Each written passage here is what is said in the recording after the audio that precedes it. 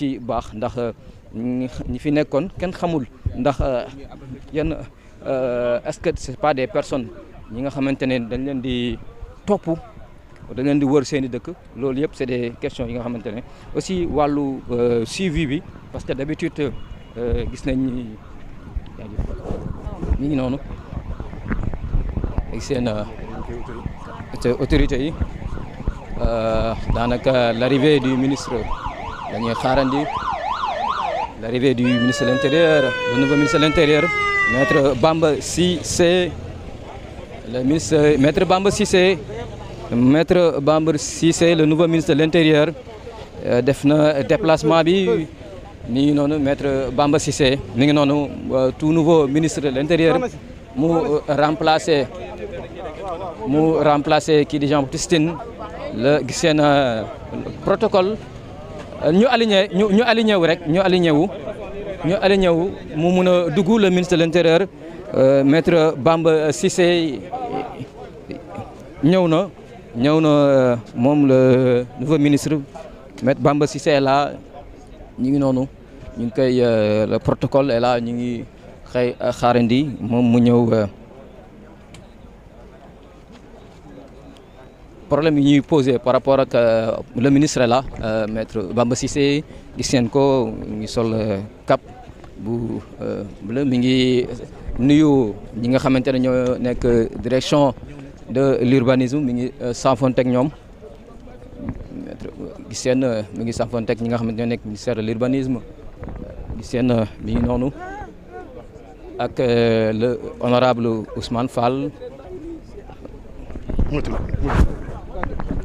Honorable Ousmane Fall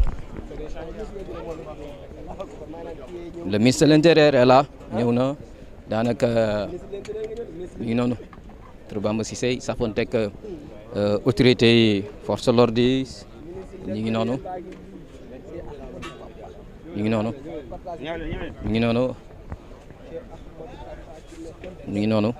mi ngi safontek honorable Ousmane Fall ñu woy dugg ci biir ak le ministre de l'Intérieur maître Bamba Cissé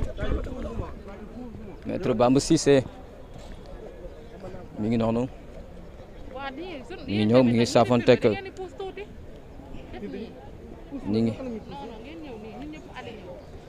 ngi saafonteeg ak force de l'ordre ak waa UGC maître Bamba Cissé daanaka intérieur Maître Bamba Cissé c'est bon ñu avancer parce que actuellement dafa nekk ci déguerpissement opération déguerpissement bi nga xamante ne le ministre de l'Intérieur Maître Bamba Cissé moo coordonné ñu ngi noonu avancer ànd ak équipe bu urbanisme xam naa ne ñu ngi ci briefing par rapport ak kii donc mi ngi noonu le ministre avance mi ngi dugg mi ngi noonu di dugg di avancer ak équipe mi collaborateurs yi ak waa urbanisme ak honorable Ousmane Fall ñu ngi ñëw di def le constat opération de déguerpissement yi ñu ngi noonu gannaaw Soumbédioune après Soumbédioune gis nañ ne ñu ngi fii ci terrain Colobane le ministre de l'Intérieur Maître Bamba Cissé di fàttali rek yéen ñi doog rejoindre direct bi Sénégal 7 yéen a ngi fii ci terrain Colobane avec le ministre de l'Intérieur le nouveau ministre Maître Bamba Cissé récemment installé gis ngeen remplacé Jean-Baptiste Tine le général Jean-Baptiste Tine moom nag gis ngeen ni c'est un signal fort gis ngeen signal fort bi nga xamante ne indi na ko ba mu toogee ba tey daanaka mi ngi noonu le ministre de l'Intérieur Maître Bamba Cissé mi ngi avancé ñu war ko installation yi nga xamante ne abri yi nga xamante ne nigériens yi fi nekkoon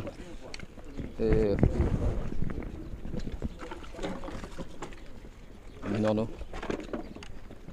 nigériens yi seen néegi ñu fi defoon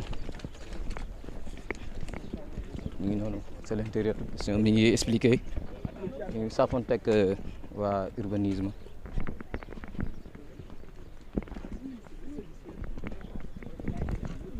ñu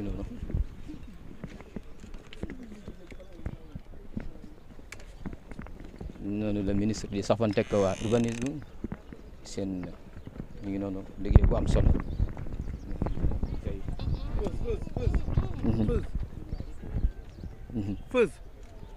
ñu ngi noonu ñu ngi saafante.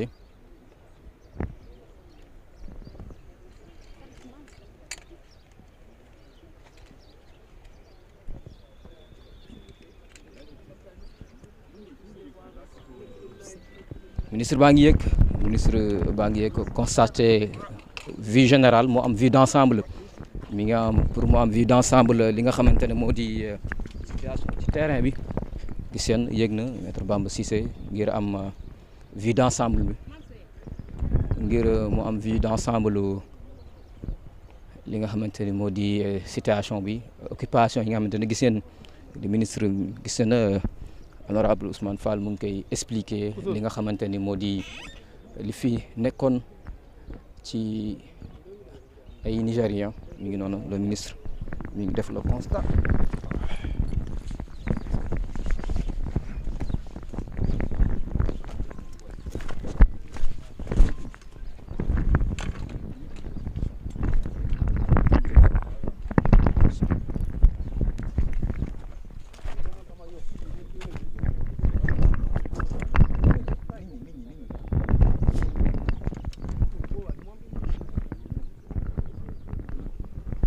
seen mi ngi noonu di safante ak honorable Ousmane Fall député mi nga xamante ne moo dëkkee ci commune bi Gueule Tapée Fass Colobane le ministre honorable Ousmane Fall mi ngi safante seen mi ngi noonu.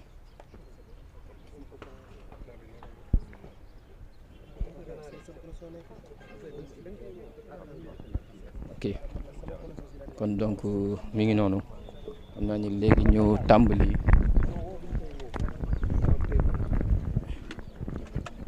Woye di demat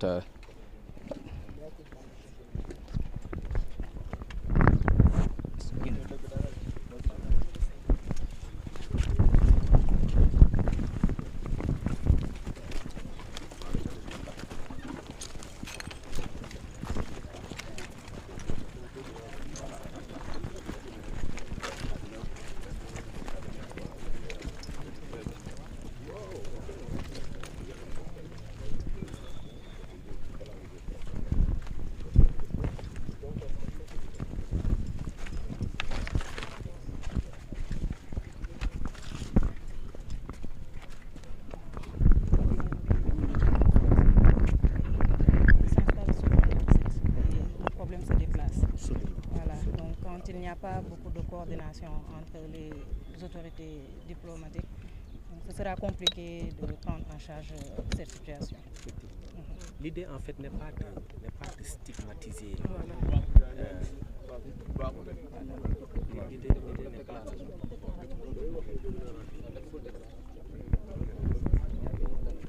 ce ne sont pas seulement des personnes de nationalité étrangère, mais c'est juste pour lutter contre un fléau. On a entrepris ces mesures et on le fera avec fermeté. Donc l'idée n'est pas de stigmatiser quelque nationalité que ce soit. Ça ne vise personne, ça vise simplement le cadre général des occupations irrégulières. Voilà, c'est ça. C'est bon.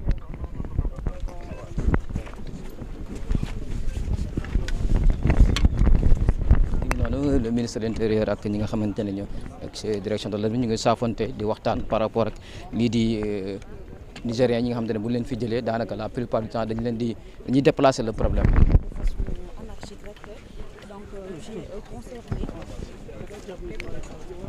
mi ngi noonu daanaka li ñu doon saafonte ak le ministre de l'Intérieur ak ki nga xamante ne ñoo fi teewal direction de l'urbanisme rek ñu ngi doon waxtaan ci li nga xamante ne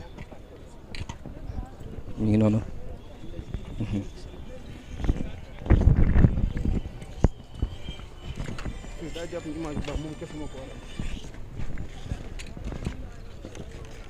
mi ngi noonu di seen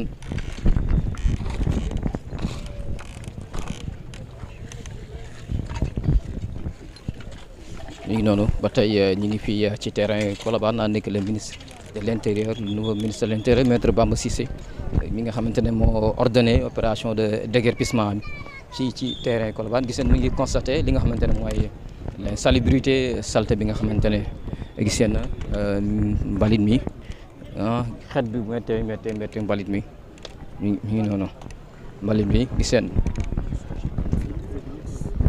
C'est ce genre de comportement qu'il nous faut désormais éviter.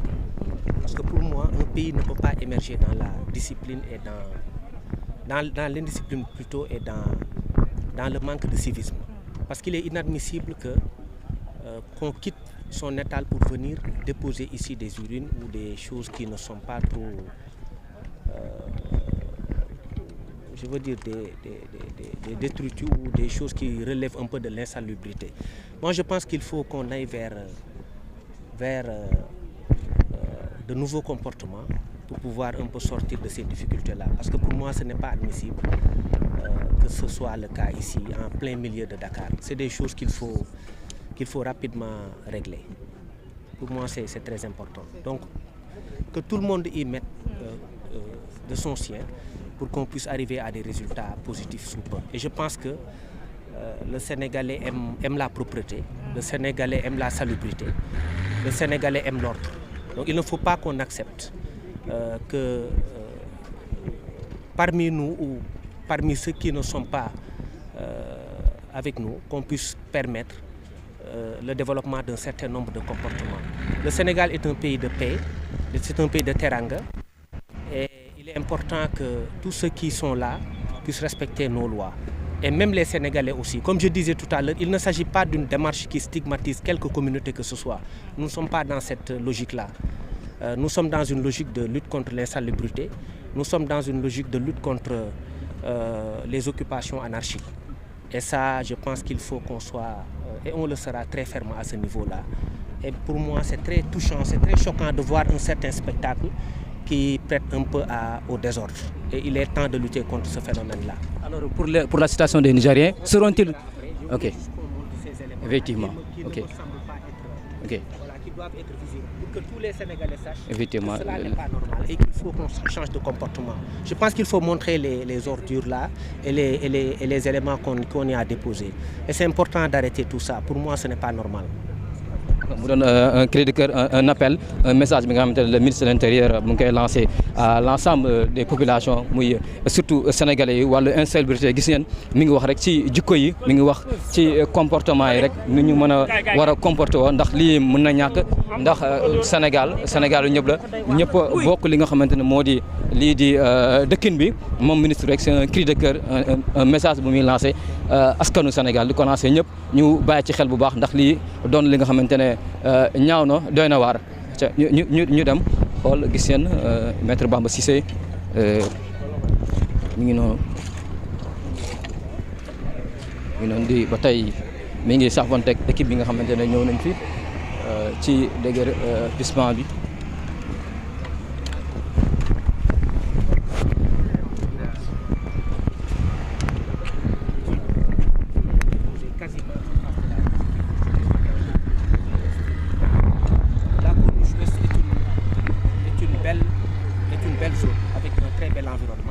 Je pense qu'il est important qu'on puisse, à ce niveau-là, refaire les choses.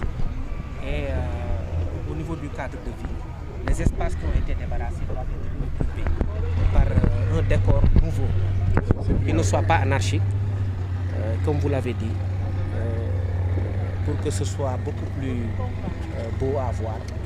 Mais je pense qu'on va s'appeler à cela aussi, vous avez parfaitement raison. Je voulais préciser que ça a été pris en compte un peu le cadre de vie. D'ailleurs, pour cette opération aussi, on a une cinquantaine d'agents qui sont sur place pour accompagner les services de l'État et les collectivités territoriales, comme on le fait à l'accoutumée. Donc on a des gens rompus à la tâche qui sont sur place et puis, voilà, qui vont amener leur expertise. Voilà. Donc c'est ce que je tenais à dire de la part du DG Kososen, voilà, qui est même en route et qui souhaiterait vous parler après. Voilà. Merci beaucoup. Il y a Khalifa de la SONAGED qui a appelé aussi. Il est à Paris. Il y a son agent qui est là, la SONAGED. Voilà. Eux aussi, ils ont mobilisé aussi des moyens. C'est ça. Voilà. En tout cas, il faut un excellent travail. Et puis, il faut un travail de synergie, d'ensemble. et tout le monde, hein, Surtout. le Sénégalais lambda, tout le monde, que tout le monde s'y mette et puis on trouvera des solutions à tout ça. Merci. C'est bon. Organiser waay ñu taxaw normal.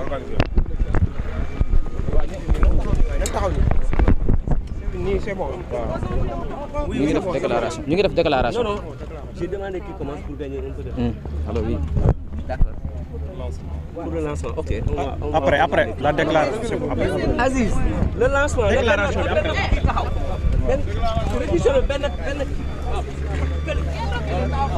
kon donc mi ngi noonu gis ngeen